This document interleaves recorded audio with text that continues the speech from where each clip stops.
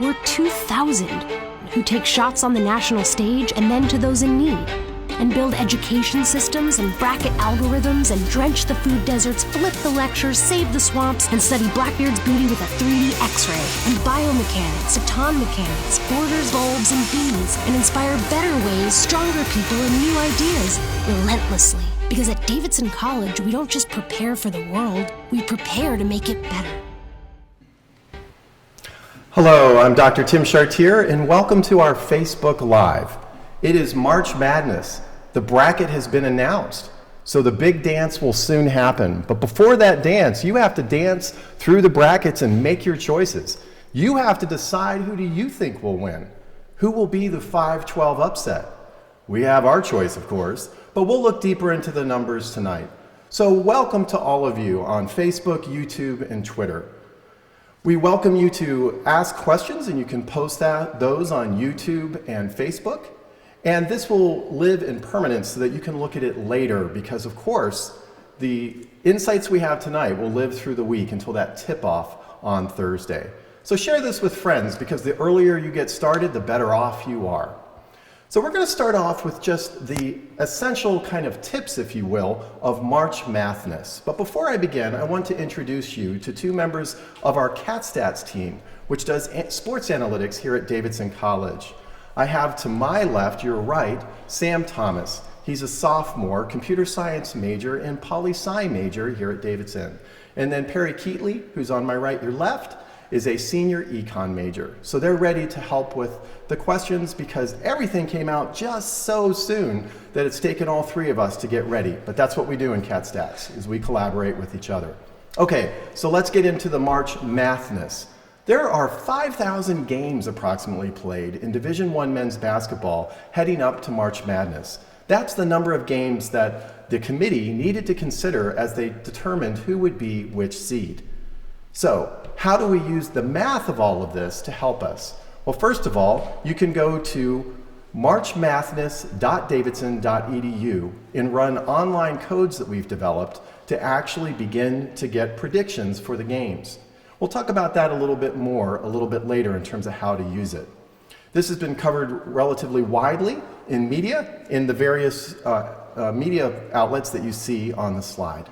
Okay, so here we go. Let's talk about our tips. What would be the tips to help you get an edge in your bracketology, the study of March Madness brackets? The first thing that's important to keep in mind is strength of schedule. The methods that you're going to use on March Madness all have underneath it strength of schedule. So it's not just your record, it's who you beat. Later we'll talk about the fact that you could actually look at home and away wins, and you could weight those games differently. Let's say that you weight away games heavier. It's not just the fact that you win away games.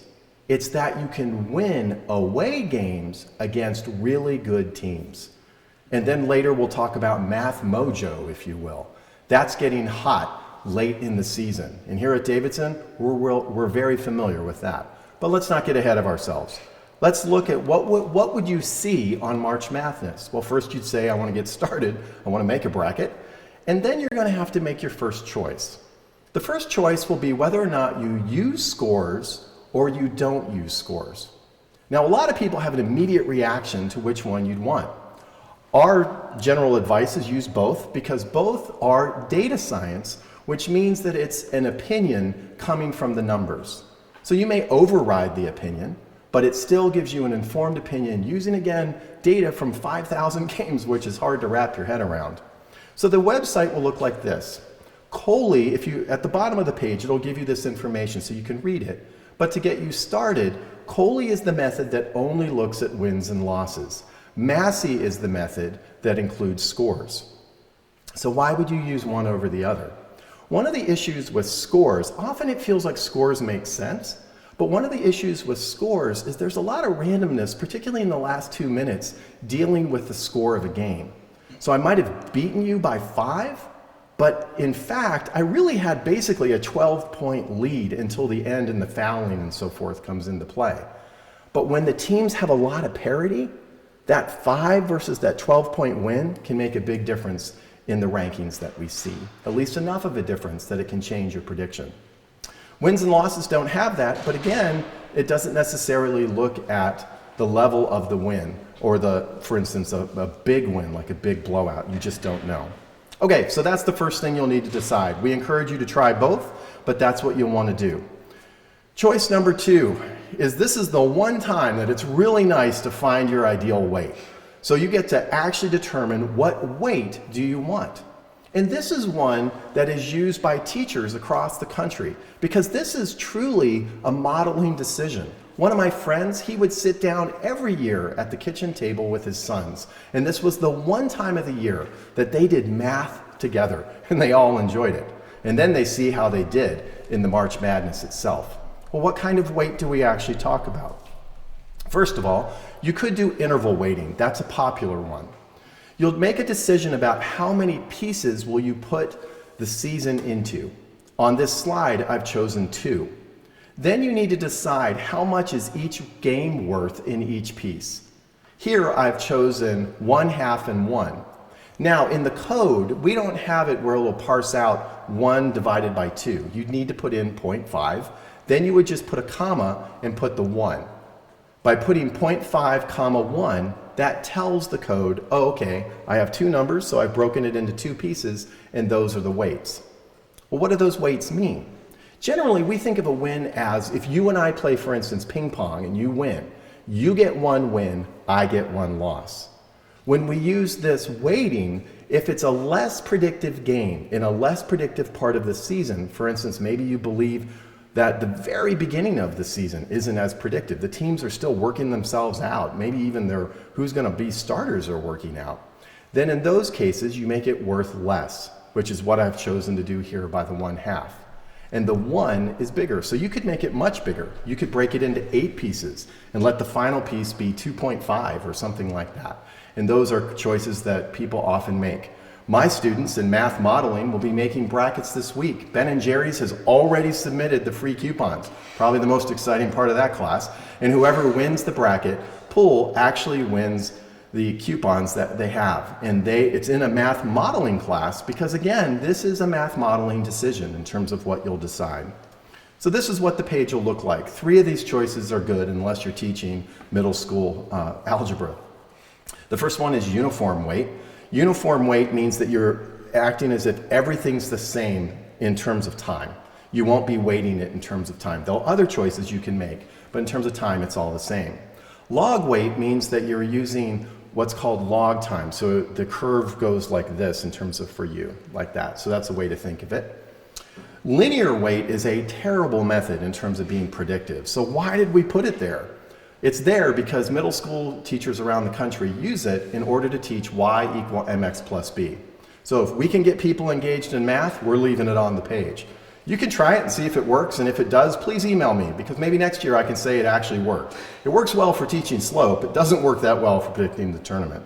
And then intervals is the one that's often used, where you break the season into however many parts. Anywhere from 4 to 8 are relatively common figures that people use. You click the one that you want, and it takes you to the next page. Here I've chosen Coley, and then I've chosen uniform weighting in terms of what I have on this slide. So the last thing is, if you look carefully, it says home, away, and neutral. How much will you weight home games versus away games versus when they're on a neutral site? For instance, when we just finished these conference tournament games, those were on a neutral site, because today, Rhode Island and Davidson, neither of them were playing at home. So that's a neutral site. Often people, if you upweight at all, you tend to upweight neutral and away. Some people do them the same, some people vary them. Okay, so then once you do it, where's the bracket? What's going to happen is you're going to get a ranking. So it's going to tell you who's number 1. One of the ranking methods, if you just use the defaults, will tell you Villanova. One of the other methods is going to tell you Virginia. Well, good grief, why don't you just tell me one? Because the methods are different.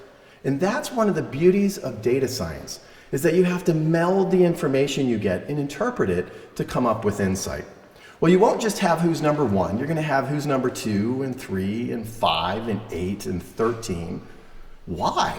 Because from this ranking, you can get your bracket. So here I have Davidson in a very small tournament. We're going to play Charleston in this little first round, and Furman will play Appalachia State. The higher ranked team, now higher I mean a better ranking, not higher numerically, ranked team is predicted to win. So Davidson would beat Charleston, and then Furman would beat App because the higher ranked team wins. And Davidson would win the tournament because I made the slide. So there we go. So that's the way that you actually do this. But if you actually are a good reader and you look all the way to the end, this year, March Madness has a new feature. John Michael Murphy, a fellow in our ITS, actually made it where a bracket will appear for you. So you can actually look at the bracket at the bottom. So you might be going there right now. It's not ready right now because everything just came out. But tomorrow we'll have the bracket ready for you. So for now, you would be able to analyze it just letting the higher ranked team win. So one more thing. In a moment, we're going to go to your questions, and we may before that, both Sam and Perry will give you some insights that we have from the data. But one of the important things to remember is that there is the math, but there's also your intuition in basketball knowledge. Perry and Sam both have that basketball knowledge that they'll be sharing with you, and you'll notice that it's interspersed with the math that they're using with March Madness. Here in the Charlotte area at Mallard Creek High School, there's a course taught that's called the Stat Squad. And there, 2 years ago, was their first time to use March Madness. And one of the students had a bracket that was reported to be in the 100th percentile, reported by ESPN. Now, depending on your math, how you're bent mathematically, you think that means she won. They rounded, so she was in the 100th percentile, only lost to a couple hundred people. She did not just use March Madness. She used March Madness and other statistics to actually come up with her bracket. And then last year, they did it again, and a student was in the 99 point something percentile again. Did he use just March Madness? No, he used March Madness as one of the data points to help him. It helped him a lot, but then he also used other data as well. So you'll be hearing both Perry and Sam lean on both of those, which we're very comfortable here in terms of our CAT Stats program because it takes both. Okay, so you'll turn to marchmadness.davidson.edu. But now I want to turn to Perry and Sam, and we're going to talk about the 5-12 upset. We're going to talk about the Final Four and anything else that they've seen as they've been really moving through these numbers, even as I've been talking to you. They've got notes scribbled down. So I guess right now I get to be the math professor and enjoy the wisdom that I get to glean from the students around me. All right, so what do you see? Great. So if we start with the 5-12 upset, historically we've noticed that, actually, is it every single season that there's a 5 seed upsetted by a 12 seed? Essentially, every season, I think 2015 there was not, but for the past 10 years, that was the only year that there was not. And seeing that statistic, we are going to look at the current bracket and see which 12 seeds are most likely to upset the 5 seeds. We're a little biased because we're a 12 going up against Kentucky, which is a 5. But looking at the other 3, I believe Perry and I both agree that Murray State over, remind me which one that is. Murray State over West Virginia is going to be one of the, if not the only 5-12 upset. So, yeah. What would be your second pick on there? If we stay away from Davidson, we can talk about that in a second. My second pick, let me find it, would be New Mexico State over Clemson. For a few reasons. Clemson is in the ACC, so their strength of schedule is much better than New Mexico State, but they've been quite streaky in the past few games. They actually have, I believe, 4 losses in February all away, so they're not very good on the road. So that favors, if you put a high ranking in Dr. Chartier's methods on away games, that would favor New Mexico State there. Yeah, and a couple years ago when Kentucky was undefeated, you could actually see that they played many of their hardest opponents at home because they actually weren't number 1 if you upweighted away games. If you have more interest in the 5-12 upset, I encourage you to go to the CAT Stats website. You can follow CAT Stats on Twitter. It's CATS, plural, and then stats. And we just posted a piece by Jason Feldman, who's a member of our group, and he actually won the MIT Sloan Sports Analytics Hackathon. And we just posted a piece on the truth behind the 5-12 upset. And the truth is, it really helps to wear red and black when you are a 12 seed, but we'll see. But the other thing that's important there is that in the A10 talk this weekend, they were talking about that Davidson was the hottest team in the A10. That, again, is often picked up in these methods by upweighting later parts of the season. And one thing you can look for is how much you jump when you begin to upweight that. The other thing to look for is that the one thing about our methods is that it's what's called a global ranking. It just gives you a ranking for every single team. It isn't just the case that Kentucky is meeting Davidson, for example. How does Kentucky play against a team like Davidson? How does a team like Davidson play a team like Kentucky? That's something that you can fold in. That's something that the Mallard Creek students, for instance, could fold in that goes beyond what our methods do. Every data analytics method has an approach to it, and you need to know the approach, and it's important for you to know that that's there as well. Okay, what else do we have in terms of insight? Another upset that I'm very fond of is the Loyola Chicago, and let me see who they are playing. They're playing Miami, Florida. Playing Miami. Yeah. I think, did you agree on that one too? Yeah, we both agreed. We were both approaching this from both the Colley and the Massey studies, and the Colley and the Massey both agreed that Loyola is the real deal, and Miami should definitely be watching film before this game. So. Definitely. Also, Loyola has won their past 10 games.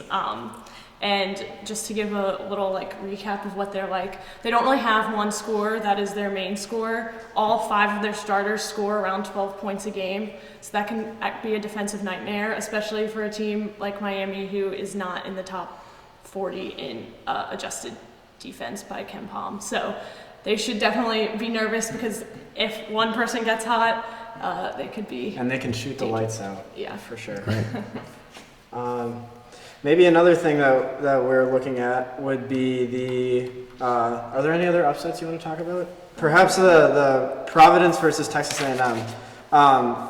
Providence maybe flew a little bit under the radar during the regular season, but put a really strong Big East tournament together, and through some of our interval works with the Massey and the Colley, Providence has shot really far up in the overall rankings, and Texas A&M, though they've been competitive in the Big 12 all season and their strength of schedule is definitely up, this game is essentially a wash in terms of what the math says, and Providence is definitely the hotter team right now.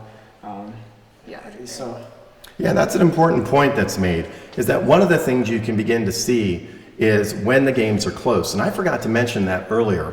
One of the ways that Sam and Perry can see how close the game is by the ratings. So one of the reasons we kept in the ratings of the methods, where you see the ranking, but next to it you'll actually, the very last column, you'll see the rating.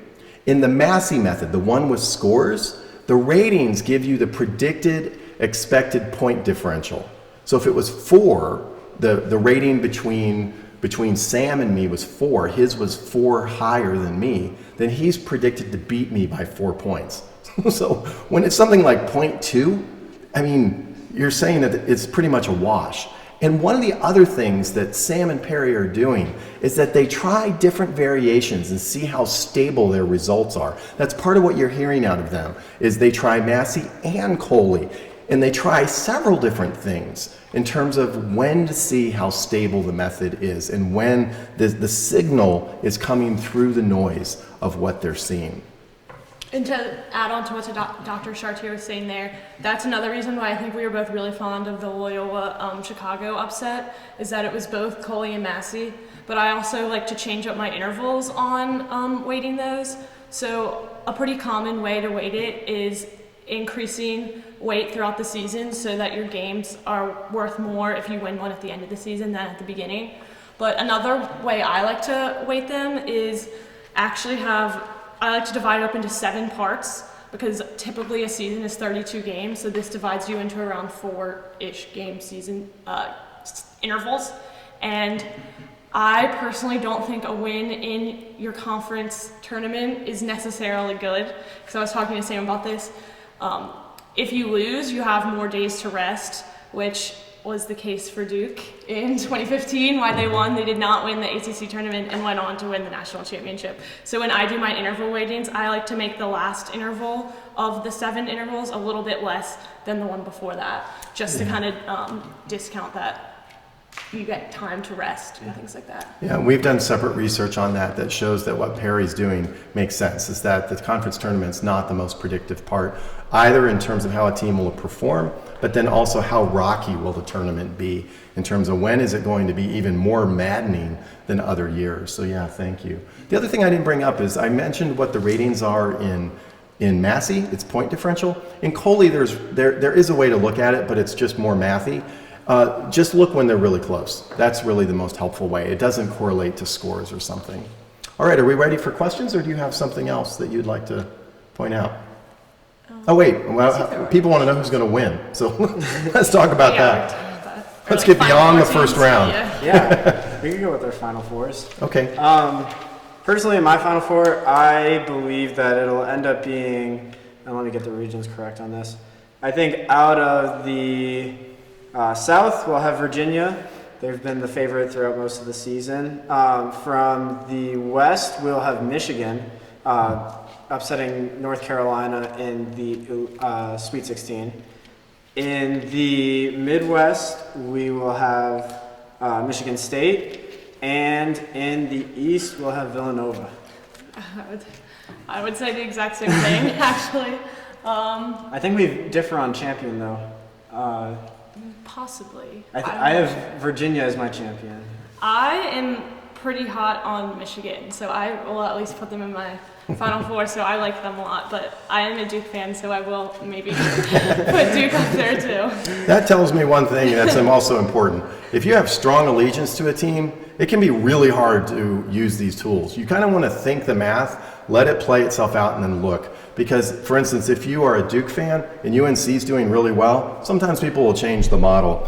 My son had a great bracket method when we were last in March Madness. In fact, the last thing he said as I came to do this Facebook Live is he said, "I am so glad that Davidson's in. I'm going to use my coin flipping method."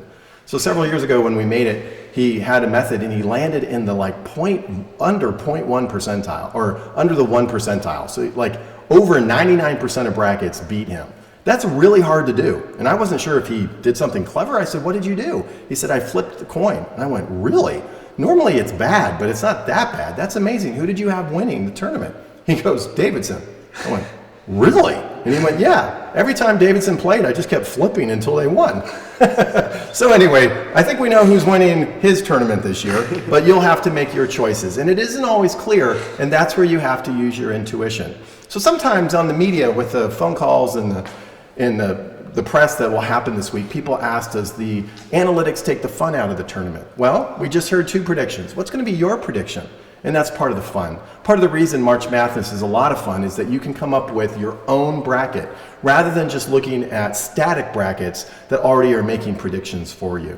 Okay, do we have any questions? I don't see any on Facebook. Are there any on that? All right. Well, the other thing that you can do in terms of using the March Madness site is that you can compare it to some of the online tools that you'll see. There's, of course, the bracket at 538, and you can look online to find the other brackets that are out there. One of the things you'll probably see is some of the predictions that Sam and Perry have had actually align with some of the things that you'll see in terms of what the online brackets say as well. So that can be quite helpful. So the last thing that I want to mention as well is that one of the ways that you use this with kids, if you want to use it with kids, is you can just ask them to tell you a number that you're going to break the season into. That's what I did with my daughter when she was about 6 and she was making a bracket. She wanted to make a bracket. And so she would say like 4 or 5. And then you get them to give you numbers that get bigger, unless you're going to try Perry's method of worrying about the end, which is a good method. But with children, it's kind of nice to get them to talk about fractions. The important part for you is you need to know if your child understands fractions or not, and you need to know the lingo that they use for that. My daughter, I said, "Now just give me a decimal number." And she said, "Daddy, I have no idea what you're talking about." And I said, like something like 0.5. And she's like, "I don't know what you're talking about." "Well, I don't know, or 2/3. "Oh, yeah, I can do that." And so we picked a denominator, and then I said, so just pick something over, and I think I picked 8. And then she just picked the number on the top, and that was the way she created her bracket. And then she used intuition one particular year. She picked Dayton when it went several rounds, and she actually outpredicted my methods. Why did she pick Dayton? Because the word was pretty. So you never know. You never know what somebody's going to choose. I do want to point out one thing, is that with that 5-12 upset, you always have that first round 5-12 upset, but only one team seeded 12 or lower has reached the Elite 8, and that was Missouri in 2002. So be careful of those Cinderella teams, having them go too far, because often it's not just the fact that they are hot and they're a Cinderella team. The other thing that plays into this is who they play. Is that one of the parts of being a Cinderella team and how far you go is who you end up meeting in terms of your ability and who you play well against as a team. To piggyback off of that, not only is it rare for a 12 seed to make the Elite 8, but believe it or not, it's actually more rare than you would think to have a 2 seed make the Elite 8. They only make the Elite 8 around 46% of the time, which means about half of the 2 seeds in a March Madness bracket won't make the Elite 8. And if I were to pick 2 this year, based on my readings of the Massey results, I would pick North Carolina and Duke. And I know we've received one notice that we might be ACC bashing a little bit, but the data says that the data points to North Carolina and Duke actually they might be stronger than perhaps Purdue and Cincinnati, but their paths to the Elite 8 would be a lot more difficult, especially for Duke with the matchup with Rhode Island and perhaps even Michigan State after that. Similarly with North Carolina, both Michigan and Houston would prove to be really tough opponents in the Sweet 16. So that's my 2 cents as to perhaps 2 seeds that might not make it to the Elite 8 as well. We have a question here about, it says, how bad of a pick is Davidson College over Kentucky in the first round? Do we even stand a chance? Yeah, of course we stand a chance. It's March Madness. If we were a 16 seed, did you know that a 16 seed, all probability that sports analysts say is that a 16 seed should have already beat a 1 seed? We're a 12 seed. So of course there's a chance. If we didn't have a chance, they wouldn't call it March Madness. Have you seen Kellen play and Peyton play? Of course we have a chance.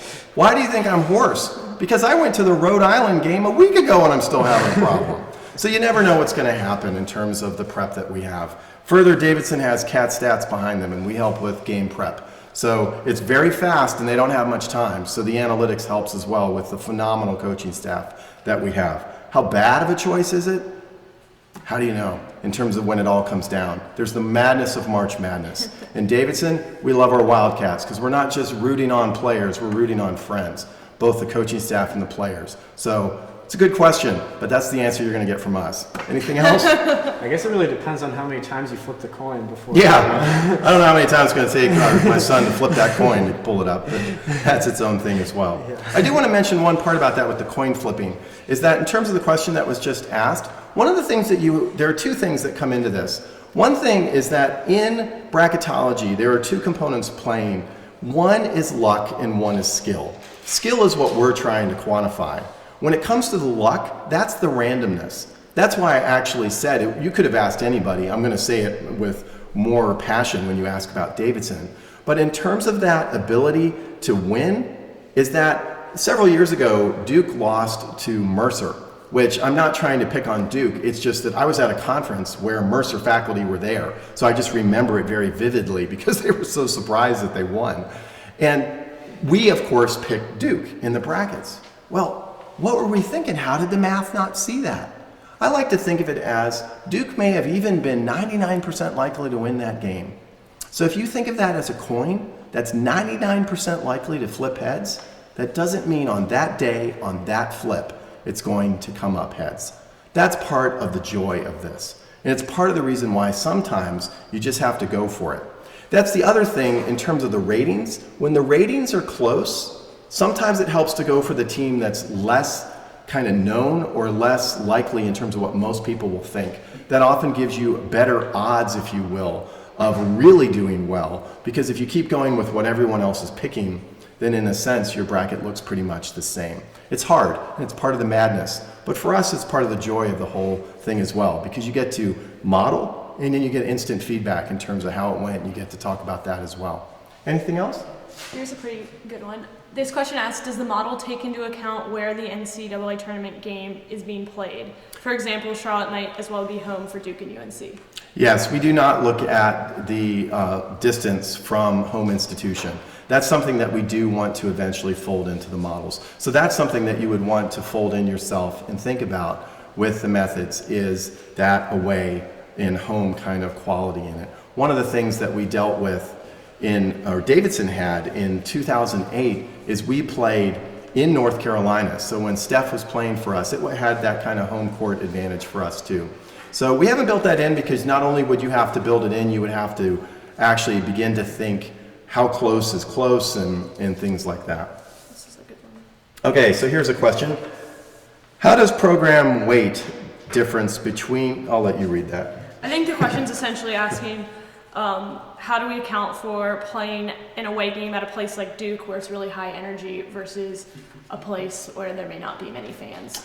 Yeah, we have not looked at that either. So one of the things that you could look at as well is on a site like Ken Palm, I think ESPN may have it too, it'll actually show you the capacity of the arena for the particular game. It's a little different than what's being asked because some arenas just have a lot more energy.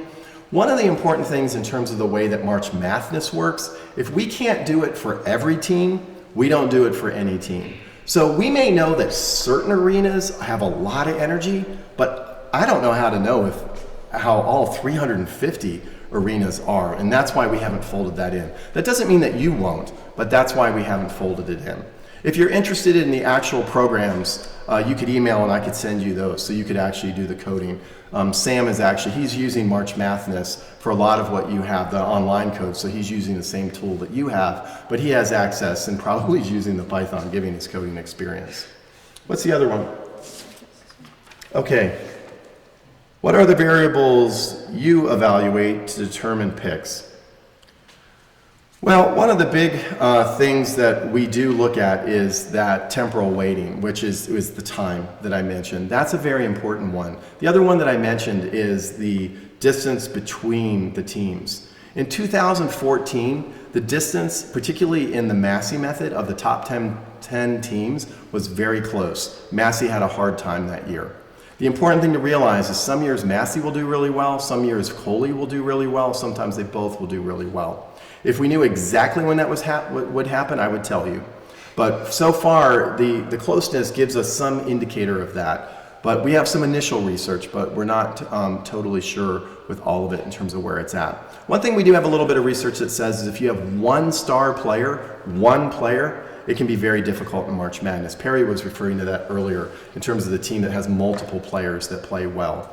You may think of Steph Curry. Well, good grief, he's amazing. He was, but he had Jason Richards, who was leading the country in assists, and Andrew Lovedale was playing the big man. So they had a full package in terms of the way they were playing. So you may have a star player that gets a lot of attention, but you need a supporting cast as well. And one strong part about Davidson is we have just a number of very good players. We have very strong players that often come off the bench, like Rusty Regal, who's very scrappy in terms of the way he plays, and it's a wonderful, that hustle that he has, it's wonderful for us. Okay. What sort of matchup conscious ranking methods are there versus win-loss and points? So the easiest way to think about the matchup conscious is, so there's two ways to do that. One is just to use code, which is what we do. Another one is just to think about it in terms of kind of eyeballing it, which can be harder, but what we do in the code, which will help you understand, is that you have the statistics for your team, and then you're trying to find another team, what teams are like that statistically, and then how do you play. Sometimes if you have a lot of basketball knowledge, you can think of it as kind of style of play too.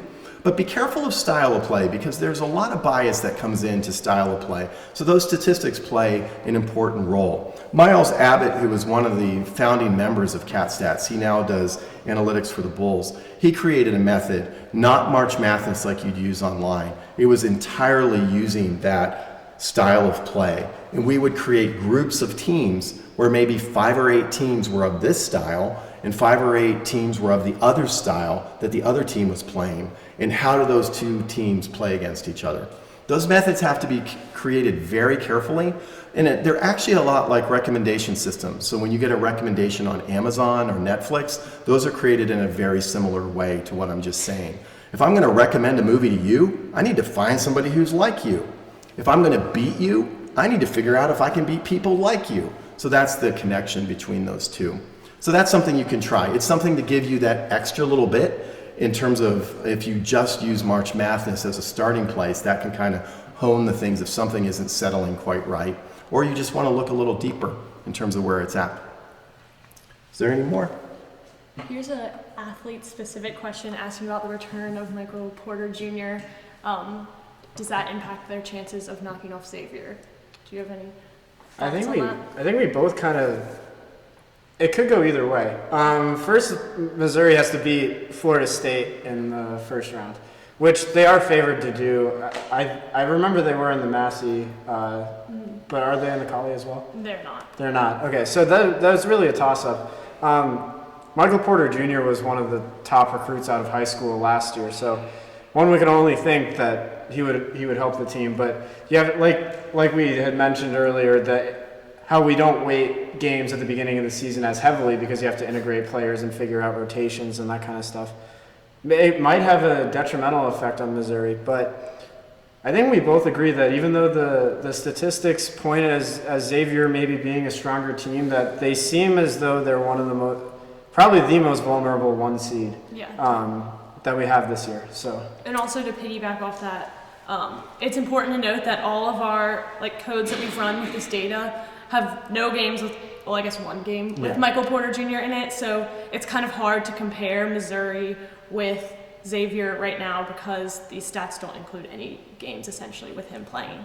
So that is more of us thinking that he is a great player. But and one thing you can do if a player gets injured for a part of the season where you do have multiple games that they're playing part of, is that you can create weightings just to look at certain teams.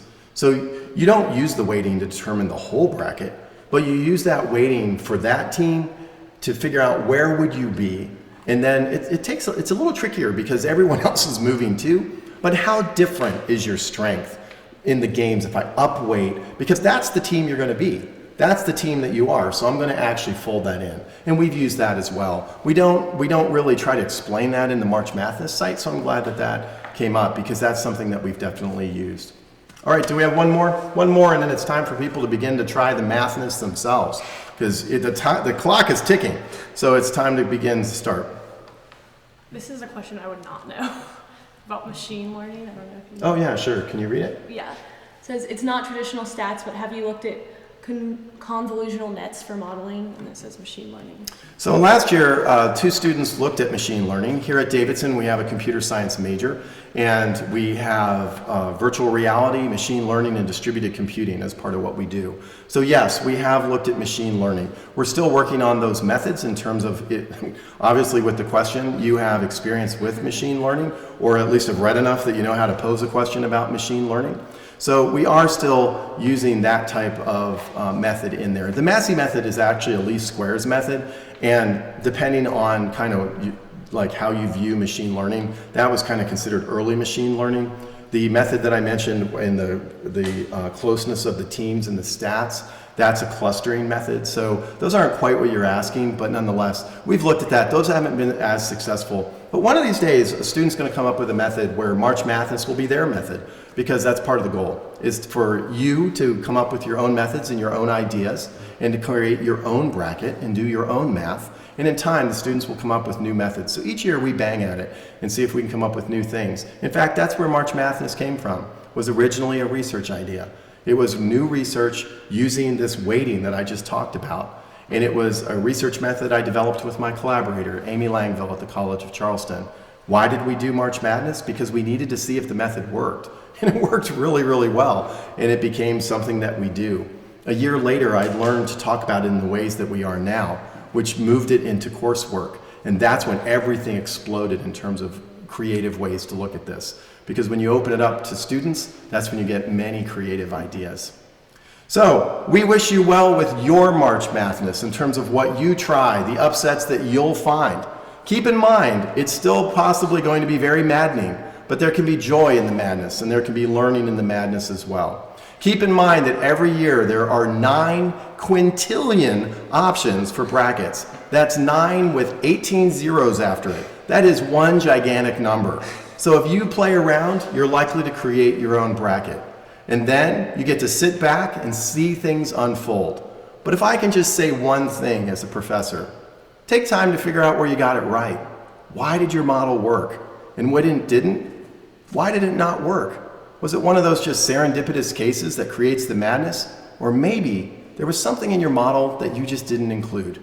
Either way, you can learn something about math and modeling, and you can engage in the world around us using data science. So it's time for us to go back and have the joy of March Madness and Davidson taking part in the dance and being that 12 seed, going for 6 wins in March Madness. And you go and see how your team will do. So we wish you well, and again, we thank you for being part of this event tonight. All right.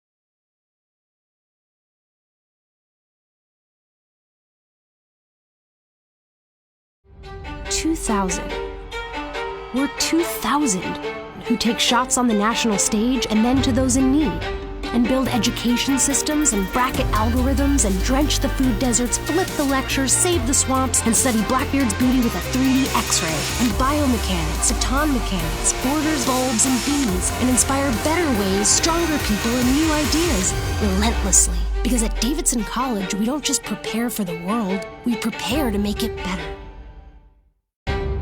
2,000. We're 2,000 who take shots on the